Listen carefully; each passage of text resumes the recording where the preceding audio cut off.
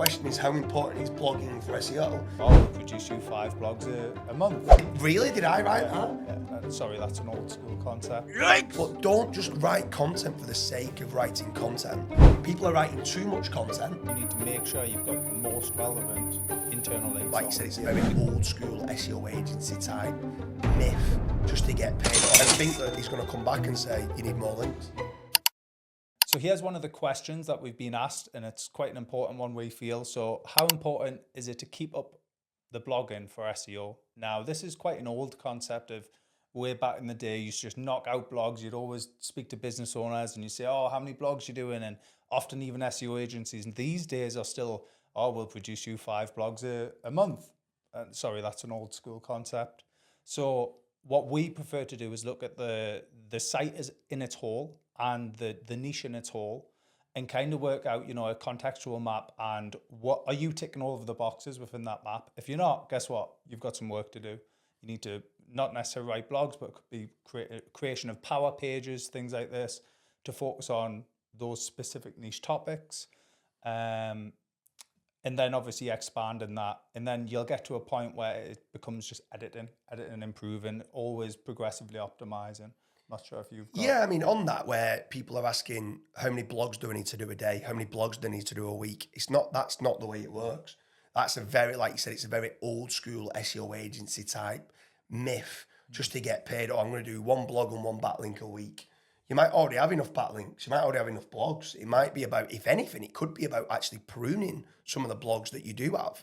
Which is something that we do a lot of. Yeah, I mean, I proactively go out looking for sites that have done 3,000 pages on the site. And I'm like, all your competition have got 250 pages. Why have you got 3,000? Oh, I got told I need to do 2 blogs every day. And I've got 2 full-time writers. And I'm just like, you're just blogging for the sake of blogging. And actually, there's a big concept that's called the cost of information retrieval. And just actually writing content for writing its sake that doesn't get traffic, that doesn't get impressions and clicks that's coming through, that's feeding the knowledge vault of Google, actually is harming your site. And that's what people need to understand. I'm absolutely obsessed with making certain that you cover the topic in its entirety, that you do a proper topical map. But don't just write content for the sake of writing content. It has to be getting some sort of clicks or impressions. And then it needs to be making certain it's feeding information. You're covering those entities and covering that topic, that you're becoming to be seen to be an expert. I'm not saying that every single blog needs traffic, because some might just get impressions, and some might be there for social media with like lots of images or case studies, or you might have won some awards and stuff like that. So some might be trust signals. But generally speaking, people are writing too much content, and especially now with AI, it's made it so much easier. Now what people need to do is, it's not the quantity, it's quality over quantity. And they need to sit down, do a proper topical map, understand that actually, instead of writing 2 new articles for the next 2 days, going back in and optimizing 2 old articles that might have once had traffic, that's not been updated for a while, that might still be an evergreen article that's important. Go and improve those articles. Go into Google Search Console, see what questions might be showing up that you might be missing, searching for it and seeing what your competition have. And they might have certain questions or entities or hypernyms or synonyms and stuff like that that need to go on that page. The more you start writing the content, the more you start understanding semantic triples are important. So when you start understanding and improving the content that you write, and you can keep going into, but I can guarantee if you write something and you keep improving, you look, even myself, I go and look back and I look at something I wrote 6 months ago and 12 months ago and I go, did I write that? Did I write that? Yeah. That is shocking. Yeah. And you can go back into it and improve upon it, remove the fluff, make it more concise, get the semantic triples so you're actually trying to rank for the featured snippets, trying to make certain that your headings are in the correct kind of manner, not only question to answer kind of base heading structure, making certain that even the positioning of the headings, so making certain that if you've got one and it's really, like I always say, high salience, which means like really on topic, the central entity of what the page search intent should be about, and positioning those H2s in order of the highest relevance at the top to the least relevant at the bottom, called the macro and the micro content, getting that bit set up. I've seen insane results by moving exactly the same content, but moving a heading Jiggling it. further up and then or moving one further down that should be higher up the page in the macro content. And it's like, what? Same content, but it's so like Surfer SEO, it still score exactly the same. It's exactly the same content, but the positioning of the content can also matter as well. I think one of the concepts you mentioned there as well, just for people obviously tuning in and might not understand. So cost of retrieval, what we're talking about here is it's the cost to the search engine to retrieve that content.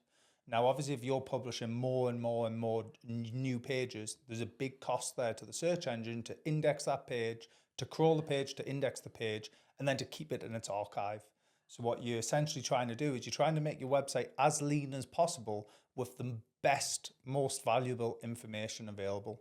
Yeah, and I think another big one on that is that people don't, I mean, link sculpting is an old term that's used, right? But it still works. Like when you start looking at page rank distribution and link juice distribution, if you've got 1,000 pages on your website and you're going through from the homepage to a category and that category's got 200 pages on there, right, as opposed to 50 pages on there, you're diluting that internal link juice from your internal links by 200 instead of by 50. If 150 of those articles are serving you no purpose, no impressions and no clicks, get rid of them. Yeah. So it kind of, I've reversed it around from when the question is how important is blogging for SEO. Yes, it's very important is the answer. Yes, it's very important to get topical authority. And you can't just write one page about mortgages and think you're going to rank #1 for mortgage broker. You need to do a collection of pages about it. But don't go too wide. Try and make certain that all pages are getting clicks and impressions. Go and set up server logs.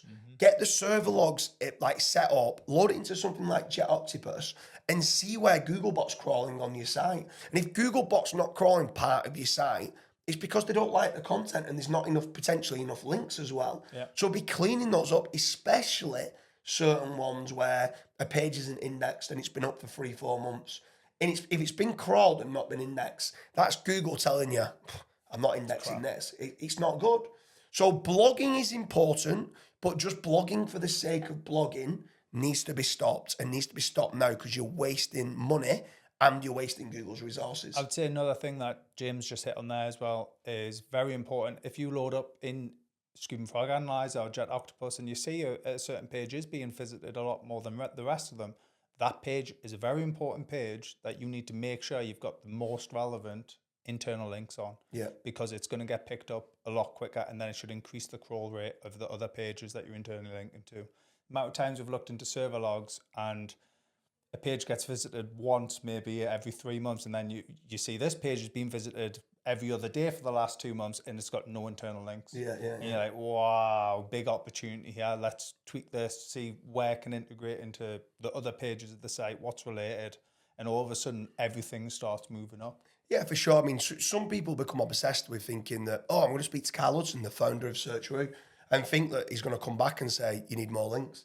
But actually, you need to get all your ducks lined up before before the links are even going to give you the power that it deserves through to your site. And like you just touched upon there with internal links, if you're getting some decent quality links and technically your site is built out well, and then you add those internal links, you're leveraging the power from your links. And it's not just about the links. No. It's about getting everything set up from technical, good quality content, topical authority, internal links, and then the icing on the cake is the backlinks that come in to kind of run up on it. You wouldn't believe the amount of times I've actually had even customers or searcher who come in and say, oh, these links aren't working. And then I'd spend 20 minutes just quickly go through the website and say, why not let's try and fix this area? And sometimes some can actually be the site's been hacked. Yeah. And they're unaware. Yeah. I'm like, why don't we fix this? And all of a sudden, bam. Yeah. And it's like, so the links do work. It's just your technical wasn't quite there. There's a huge, it's like a huge organic aspect. It's not just link building. That's one area. And it's, to be fair, I would say it's an important area now with the age of AI. However, technical is still probably fundamental.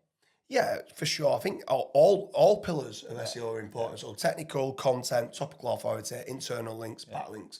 Get all of them right.